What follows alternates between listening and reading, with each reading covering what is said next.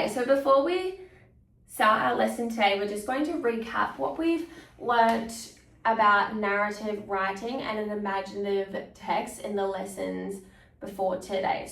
So can anyone remember what we did in lesson 1? We analysed a model text. Yes, so we had a look at one of the narrative texts that another student had written, so we could understand the structure of a narrative text. So then we had a look at what were the key features of a narrative text. So what are the key features? Orientation, complication, and resolution. Yeah, so we start with the orientation, where we find out the 4 W's. What were the 4 W's again? Who, what, where, when. Okay, so then what comes after the orientation? The complication. Yeah. So what is the complication? What happens in it? The main problem. Yes. So it's our really high point of tension where we are really using descriptive language. And then what happens after that? What's our last part? The resolution. Resolution. So what's in the resolution? It's like what wraps up the whole story. So the end of the ending. story. It's like the solution to the problem.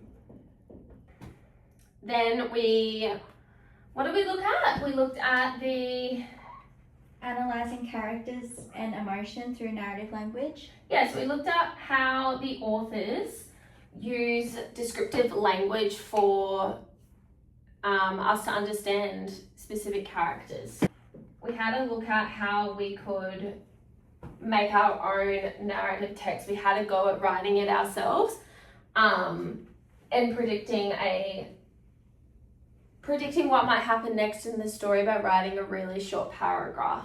Okay, so now that we've understood what we've done in the last lessons, we're going to focus on what the learning intention for today is. We are learning to jointly construct a narrative paragraph, so we're going to work together.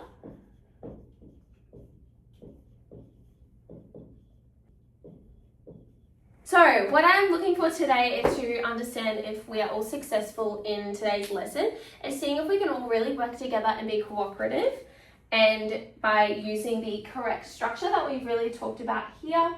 I really want us to use our sizzling starts and really focus on using descriptive language and expanding those noun groups to make the story really engaging and engage the readers. Okay, so now we are going to get into all of our planning. So starting with the orientation, who can tell me who we are actually talking about in our writing? Yeah. Stanley and Zero, because they just escaped Camp Green Lake.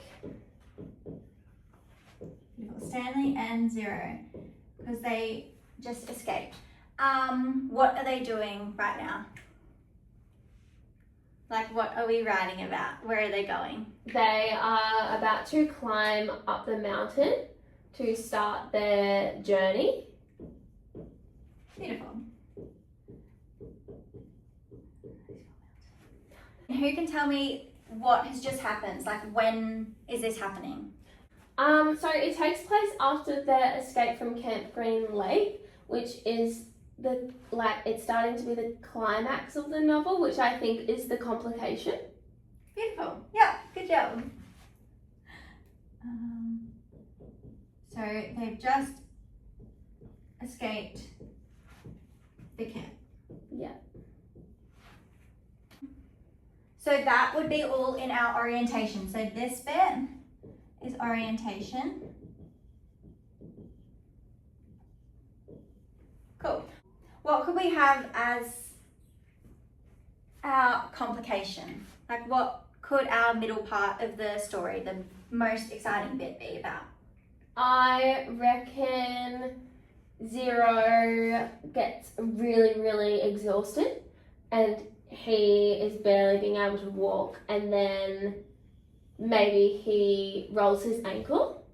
Beautiful. Okay, so now we've got our orientation and we've got our complication, which is the main problem. We need our resolution. So how can we end the whole story that we are about to write? what will Stanley and Zero do? Can predict what you think will happen. Yeah. I think they'll work together and they will find a way to keep going. Amazing. And maybe they'll find help. Someone will come drive past. Yeah. And they'll get help. Good job.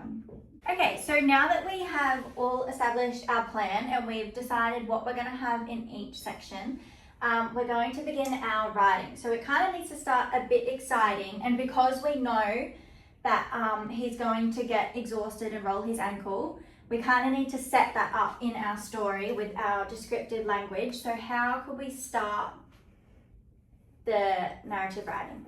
Well, I think we need a sizzling start. So maybe I'll set the scene by saying it's a really hot day in the desert. Yeah, that's really good. So you're setting up that it's really hot. How could we make it a bit more descriptive so it gives the reader like more sizzle? Okay. Well, you could say the scorching sun. Beautiful. More descriptive. Good job. The scorching sun.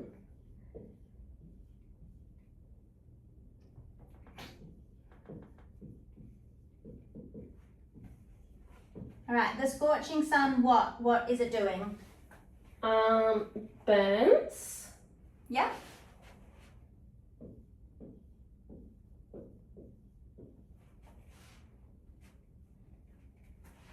Burns their backs.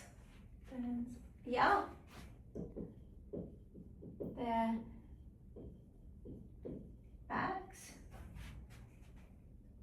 The scorching sun burns their backs. Yep, sorry, and? And each step, the mountain looks further and further away.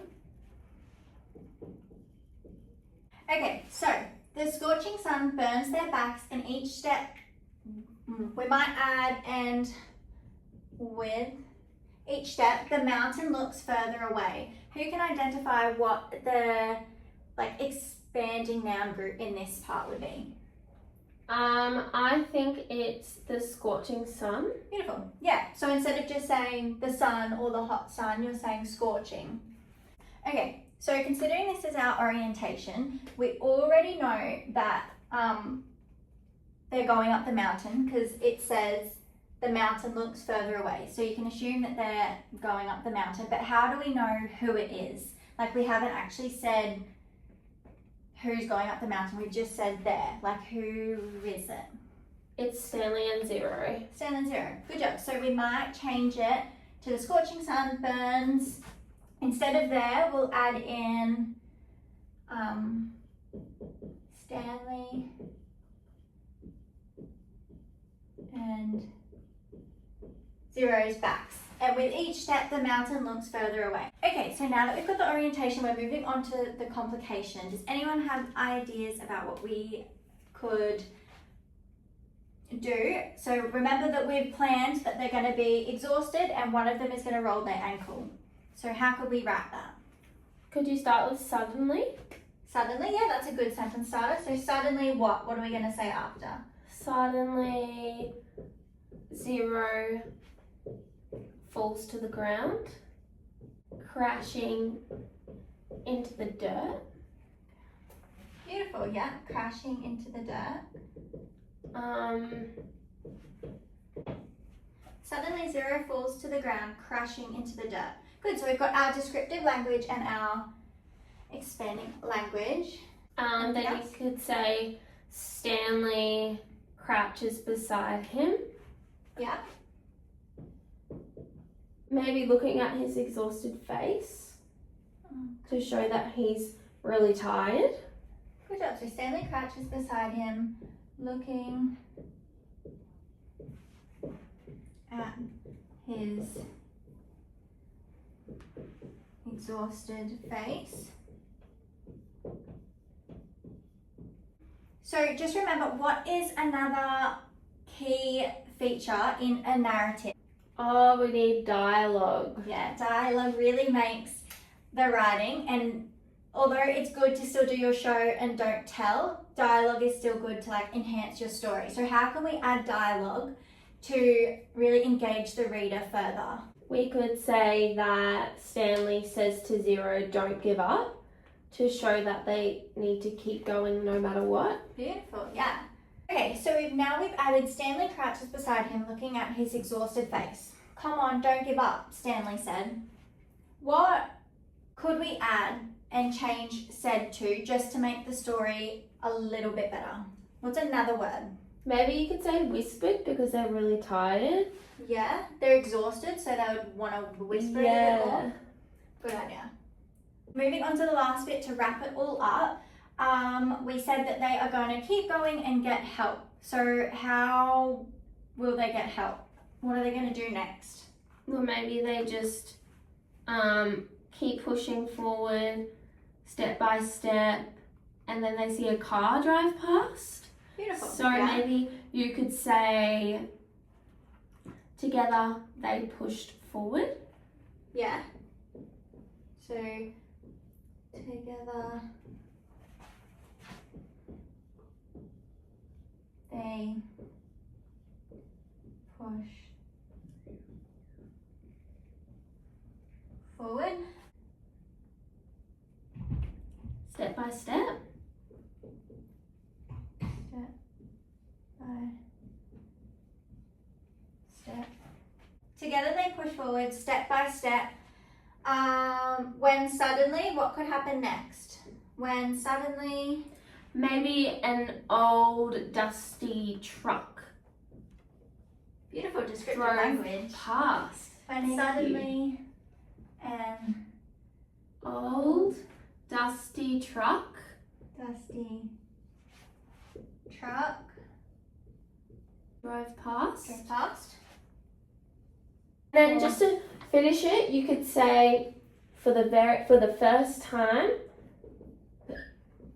For the first time, Stanley believed they might actually survive. Okay, so now that we've finished it and we've constructed it together, now we're going to go through and quickly read it and make sure that we're happy with it. So, the scorching sun burns Stanley and Zero's backs, and with each step the mountain looks further away. Suddenly, Zero falls to the ground, crashing into the dirt. Stanley crouches beside him, looking at his exhausted face. Come on, don't give up, Stanley whispered. Together they pushed forward step by step, when suddenly an old dusty truck drove past. For the first time, Stanley believed that they might actually survive. So you see how that we've written all of this just from this little planning. So when we do our final assessment, you're doing your own planning. See how we use all of that and then turning. Okay, so now that we're finally finished that, just give a show of thumbs to show how confident you feel in that you can plan your own and then construct your own narrative writing as well. So thumbs up if you feel like you understand, thumbs down if you might need a little bit more help. Beautiful. All right, good job today.